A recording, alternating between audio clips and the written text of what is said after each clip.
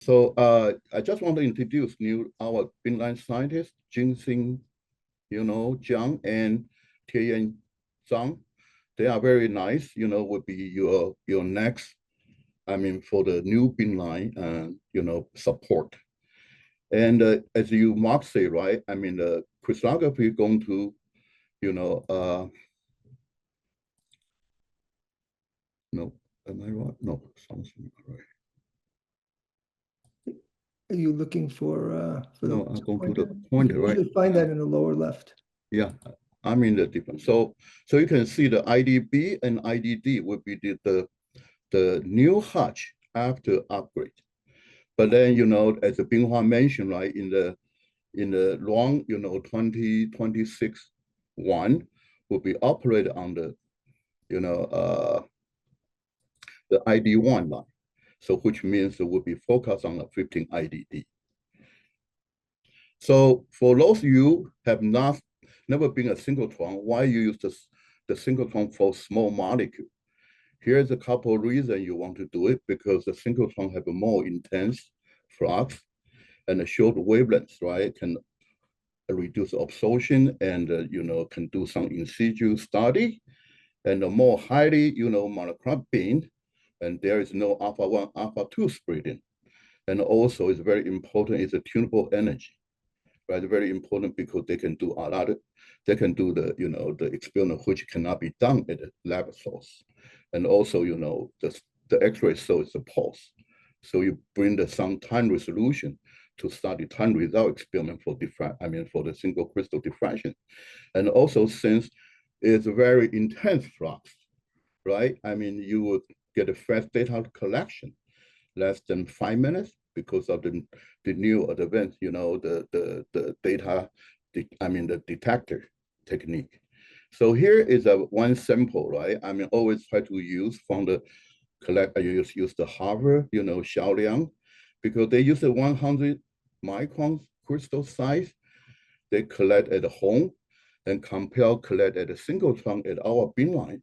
Then you can see, right? At home, right? They use the 122nd, but at a synchrotron only 0.2 seconds. And also the spatial resolution, right? You can see it's a 1.78, but for the synchrotron, you can up to 6.69 resolution. That really reduce a lot, exposure time. And the advantage for light, you might have some, the unstable crystal you can collect in very short time to complete a data set to get a structural confirmation.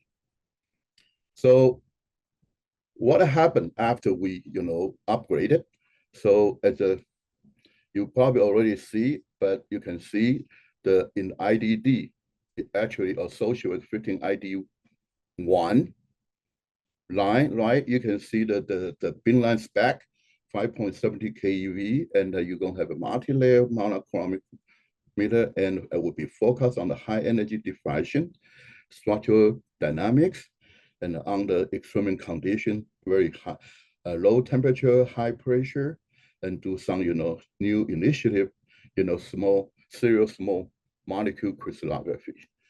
And IDB, which is we expanded our IDB binline, and which is associated with the 15 ID2 line.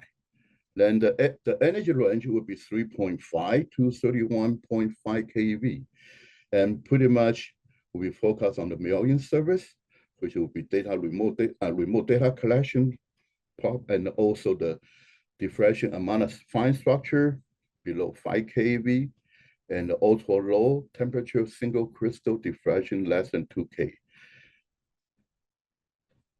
So I just try to review, right? Let you remember, right? What we've been done before the upgrade.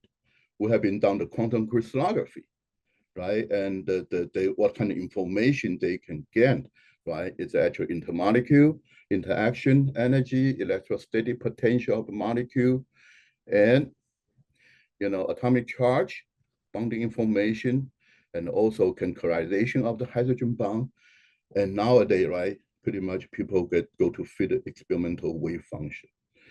And also, experiment condition will have a high pressure and low temperature which give you phase transition, and the compression on the variable temperature and the pressure, and combine this, you can get a phase diagram.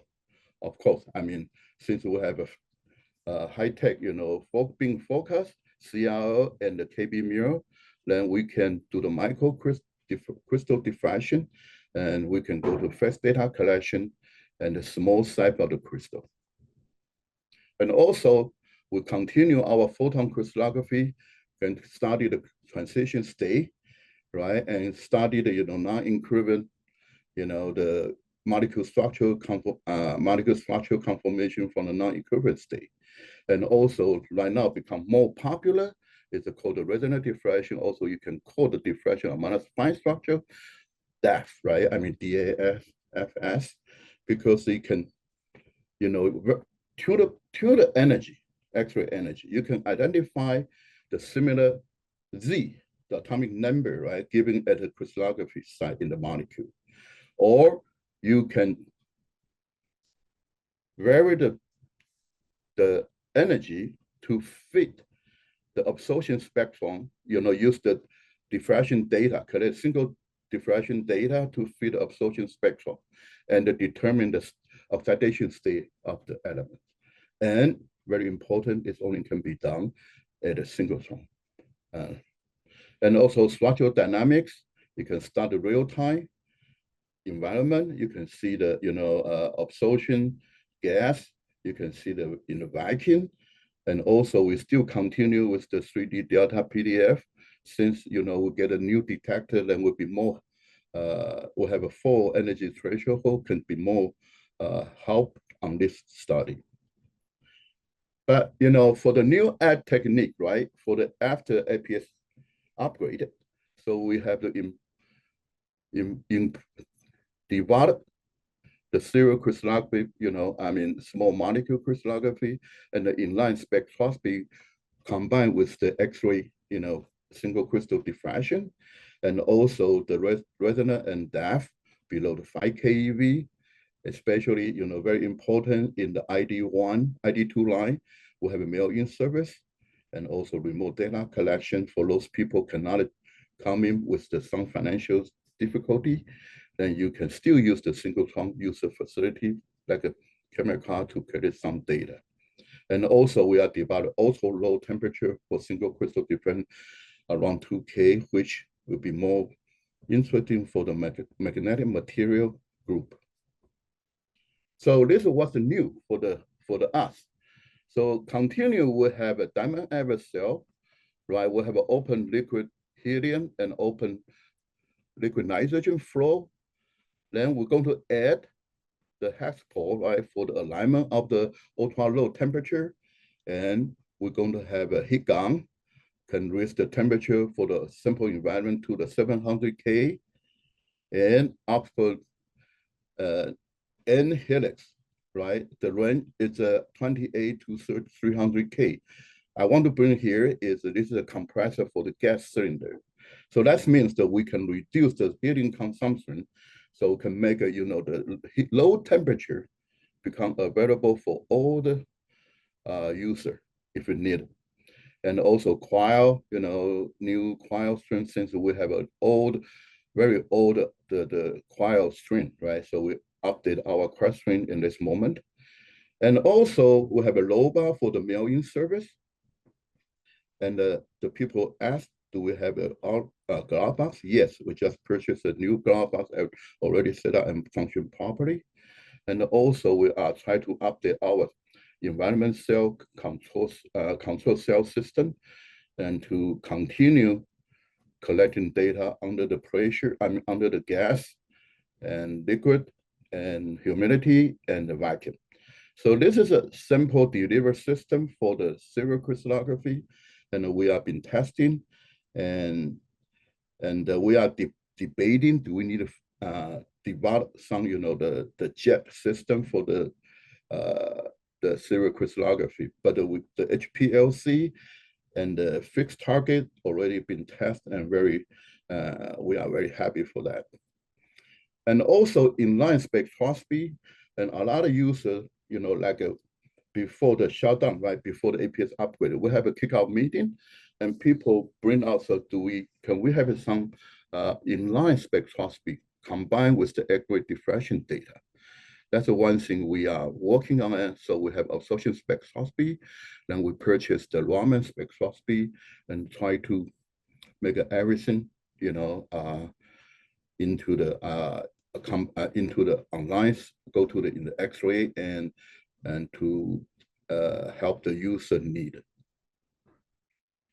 So the new, right, is the structural dynamics. And why we're doing this, right? We can study in reversible system and apply the process and the radiation damage and the submicron crystal, which, and on the right, the cartoon, right, you can see it's a fixed target. We were working very hard, and collecting data. You can see the chips. And on the right is a picture, right? For each dot is a sample position, about 20 micron, and then we can go to the small bin, go through the each chips, and then collect send out during the the chip in the translation station and up and down. So you can see the movie here.